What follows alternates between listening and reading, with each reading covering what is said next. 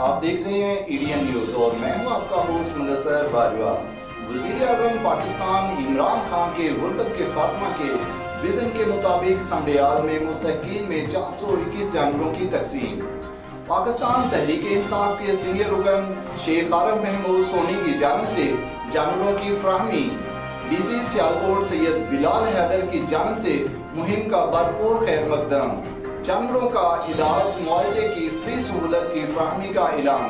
جانتے ہیں سمریال سے ہمارے نمائندہ کی یہ رپورٹ۔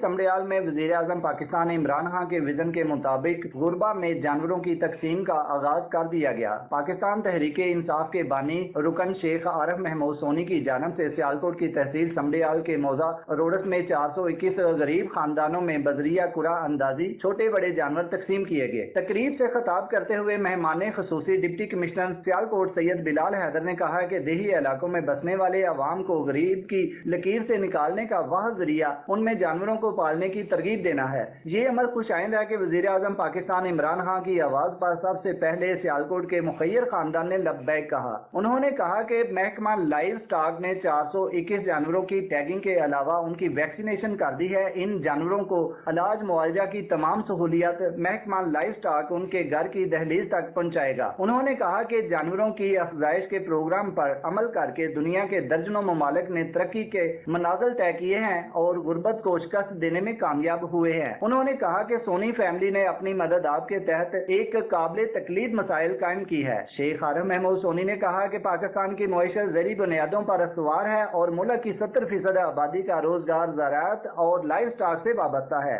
تقریب میں assistant commissioner Samrial Marzia Saleem, additional director livestock doctor Khalil Ahmed, D S P traffic Mazhar Farid اور آصف محمود سونی کے علاوہ معززین علاقہ نے کثیر تعداد میں شرکت کی۔